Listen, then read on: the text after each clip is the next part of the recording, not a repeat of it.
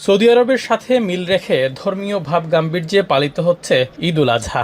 ব্রিটেনে বসবাসরত প্রায় ৬ লাখ বাংলাদেশি প্রবাসী জীবিকার তাগিদে হাজার মাইল দূরে থেকেও রেমিটেন্স যোদ্ধা হিসেবে নিরলস পরিশ্রম করে চলেছেন। ঈদের আনন্দঘন মুহূর্তে অনেকেই পরিবার, স্বজন আর প্রিয় মাতৃভূমিকে ভীষণভাবে অনুভব করছেন। তবুও দেশের অর্থনীতিতে অবদান রেখে যাচ্ছেন নিরন্তর।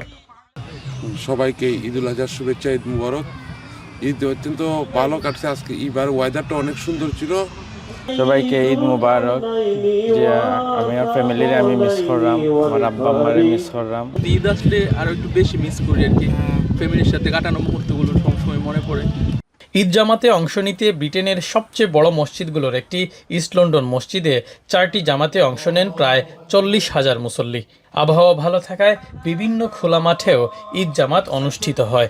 বৈশ্বিক শান্তি ও কল্যাণে দোয়া করেন সবাই।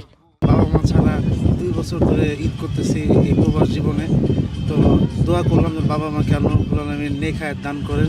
সব দিকে হাহাকার জড়িয়ে আছে আমাদের এখন ঐক্যের অভাবে। আমরা যদি ঐক্য হতে পারি তাহলে দুনিয়াতে শান্তি ফিরে আসবে। আসুন আমরা একে অপরের জন্য ইব্রাহিম আলাইহিস সালাতু ওয়াস সালাম যেভাবে তার নিজের জীবনটাকে উৎসর্গ করে দিয়েছিলেন আল্লাহর জন্য, মানুষের জন্য, সমাজের জন্য, আমরাও আমাদের জীবনটাকে উৎসর্গ করে দিব ইনশাআল্লাহ।